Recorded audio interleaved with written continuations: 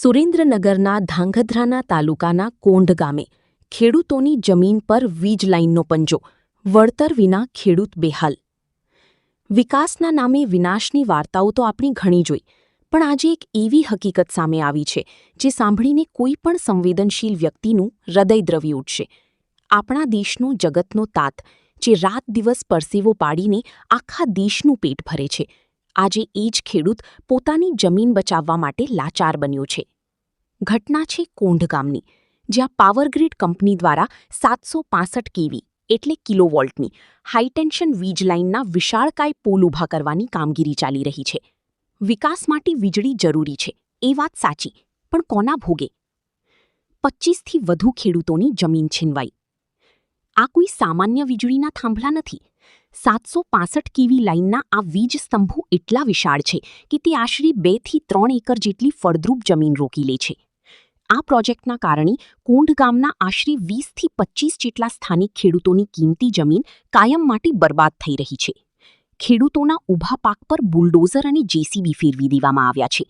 જે ખેતરમાં કાલે અનાજ લહેરાતું હતું, ત્યાં આજે લોખંડના મસમોટા રાક્ષસ જેવા ટાવર ઊભા કરી દેવાયા છે.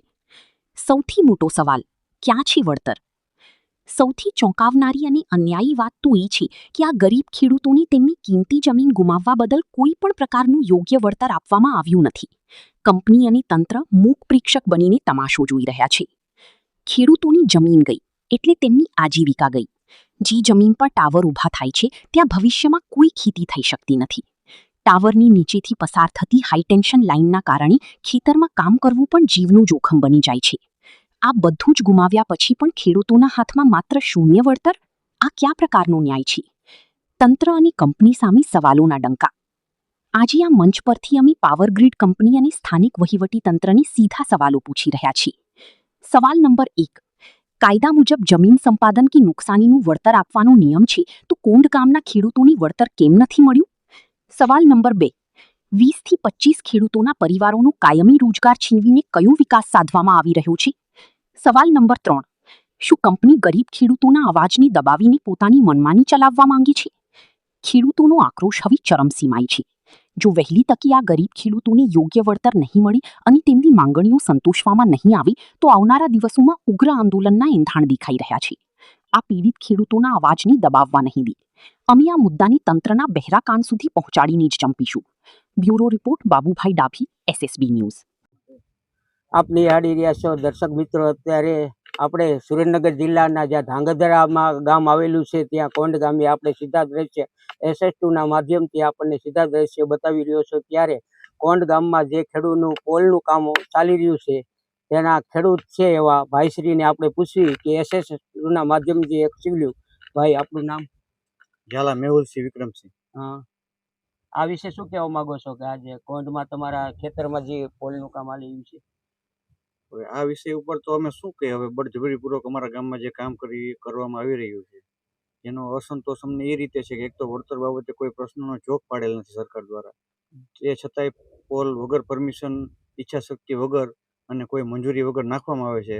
પોલીસ દમન સાથે 800,000ની સંખ્યામાં પોલીસ આવે છે, જેથી તમે કંઈ પણ વિરોધ અથવા તમે વાત મૂકવા જાઓ એ પહેલાં તો તમને ડિટેન કરીને જેલ હવાલે કરવામાં આવે છે.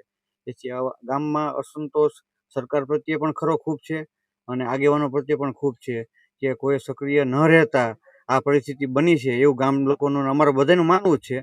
અને વળતર બાબતે જ્યાં સુધી પ્રશ્ન કોઈ હલ ન થાય ત્યાં સુધી બળજબરીપૂર્વક આવી રીતના કામ કરાવી અને તમે તાનાશાહી તમારી દેખાડો છો અથવા તમારી ઈચ્છા શક્તિ અમને દેખાડો છો કે અમે આ જ લેવલનું કામ કરાવી શકીએ તમારી પાસે. અને કેટલી જમીન કપાય છે આ પોલમાં તમારી? એક પોલ પાછળ 3 થી 3.5 વીઘા જમીન કપાય છે. એના સિવાયની બીજી 7-8 વીઘા જમીન વેસ્ટેજ નીકળે છે, કે જ્યાં બધું મટીરિયલ નીકળે છે, માટી નીકળે છે, આ લોજિસ્ટિક વ્હીકલ બધા હાલે છે, પાણીના ટેન્કર હાલે છે, જીસીબી, હિટાચી બધું મશીનરી હાલે છે અને ખૂબ નુકસાન, મોટી સંખ્યામાં નુકસાન છે.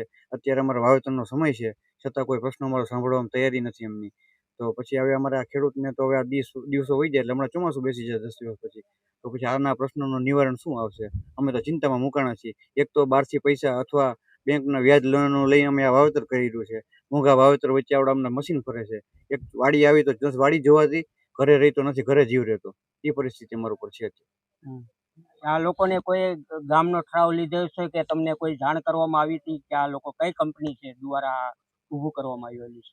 આ જે કંપની ઊભી છે એ અદાણીની પેટા કંપની એટલે પાવર ગ્રીડ કંપની એવું દ્વારા ઊભું કરવામાં આવી રહ્યું છે.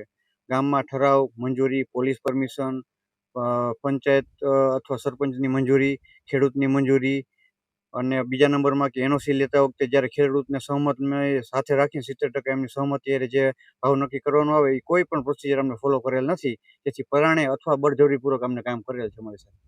કોઈ કંપની સાથે કરાર કરેલું કે તમે કે આ જમીન અમે આપી છે ને અમારો એનો શું કંપની વિરોધ છે? સાથે કરાર માટેનો પછીનો પ્રશ્ન છે. કંપની અમારી સાથે હજી બેઠી જ નથી કે વળતર બાબતે શું પ્રશ્ન છે. અમને વળતર સાથે જ અસંતોષ છે કે પૂરતું વળતર નથી તો કામગીરી તમે કઈ રીતે ચાલુ કરી શકો.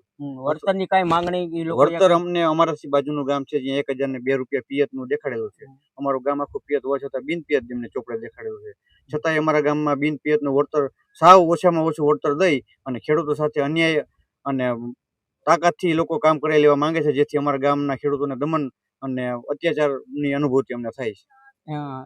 જે સાફકડા ગામમાં છે આને મોલે પેલા અગાઉ પણ તમે આ પિજોલના ઓલી એમાં 35 લાખ રૂપિયાનું વળતર આપ્યું છે અને તમને 7 લાખનું વળતર આપ્યું છે કે છે એ લોકો, તો આ અન્યાય શા માટે ખેડૂત માટે એ વિશે શું કહેવામાં? હવે એમાં કેવું છે, સાપકડાની જંત્રી 22 રૂપિયા છે, અમારી 164 રૂપિયા જંત્રી છે.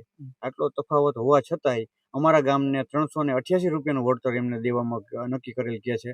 અને સાપકડામાં અમારા કરતાં 22 રૂપિયા જંત્રી નકરી છે એમની, અને અમારી તો 164 રૂપિયા છે. છતાં એ લોકોને 1002નું પિયતનું અને 989 રૂપિયા બિન પિયતનું વળતર ચૂકવે છે. તો એ તમે કેવા આધારે નક્કી કરો છો? એક સીમાડાની એ જમીન છે, એક શેઢો બેનો લાગે છે, એક સીમાડાનું બેનું ગામ છે, છતાંય અમારે એટલો બધો અન્યાય છે. તો હવે અમે આને શું સમજીને અમને સમજણ પડતી નથી. કેટલા ખેડૂતની જમીન કપાતમાં ગઈ છે આમાં પોલમાં? 29 પોલ આવે છે એટલે 29 વાડીઓ થાય છે, અને ઓછામાં ઓછા 100 થી 150 જમીનમાં તાર નીકળે છે, એટલે બધી થઈને 250 જમીન એફેક્ટ થાય છે આનાથી. તો તમારી સરકાર પાસે કે આ જે પીજુઅલ આ જે લાઈન છે એ દ્વારા તમારી શું માંગ છે? પીજીવીસીએલની આ પાવર ગ્રીડની હાઈ વોલ્ટેજ ટેન્શન લાઈન છે 765 કેવી. આમાં તો અમારા ગામ નહીં પણ ફરતા 10 ગામ જેટલા પાવર મોટરું વાપરે છે ને એટલો વોલ્ટેજ આમાંથી નીકળવાનો છે. કાલ સવારે અમારાની સિક્યુરિટીનું શું, આના કરારનું શું, બીજા નંબરમાં કે કાલ સવારે આની નીચે જે મેન્ટેનન્સ કરવા આવશે ત્યારે અમારો મોલ ઊભો હોય વચ્ચે નાખશે એનું વળતરનું શું, અત્યારે જે મોલ આવવાનો છે અથવા નથી વાવી શકવાના એનું વળતરનું શું, કોઈ જ પણ ખાતરી લીધા વગર આ બધું કામ કરવામાં આવી રહ્યું છે. અને એ અમે જોવી છીએ અમારી નજર સામે, એ પોલીસ દમન સાથે કામ કરાવી રહ્યા છે. તો ખેડૂત વિશે આ ખેડૂત જે છે ખેડૂત છે એ વિશે તમારી શું માંગ છે? હવે અમારે તો જો અમને ખ્યાલ છે કે આ વસ્તુ રહી અમારાથી ઊભી નથી રહેવાની, અથવા અમે ઊભી રાખવા માંગતા નથી. અમારે તો એક જ વસ્તુ એટલે લડત છે કે અમારી જમીન જાય છે, અમારી જમીનની વેલ્યુએશન ઘટે છે, છતાંય અમે નાખવા દેવા માંગીએ છીએ, પણ એનું વળતર તો કંઈક હોય ને, બહુમૂલ્ય. તમે જુઓ છો કે આ રોડ જ મારી જમીન છે. અમારા ગામમાં 30 લાખ રૂપિયાનો વીઘો જમીન વેચાય છે, છતાંય જડતી નથી વેચાતી લેવી હોય તો. હવે અત્યારે આ નીકળે એટલે મારી જમીનની કિંમત 3 થી 4 લાખ રૂપિયા થઈ જાય છે. મારું આ જમીનનું જે મૂલ્ય ઘટે છે, આ તો મને વળતર પોલ પૂરતું દેવાનું, મારી આખી જમીનનું વળતર ઘટે, એનું વળતર મને કેવી રીતના આવડા દેશે? જગતના તાતનો ખેડૂત વિશે શું કહેવા માંગો છો? એ તો હવે ડાયલોગમાં સારું લાગતું એવું મને લાગે છે. ખેડૂત બિચારો બાપડો બિચારો હોય એવું લાગે છે, બાકી ખેડૂત જગતને તાત કરીને જગતના તાતની મસ્કરી થતી હોય ને એ સંપૂર્ણપણે સ્પષ્ટપણે દેખાય છે.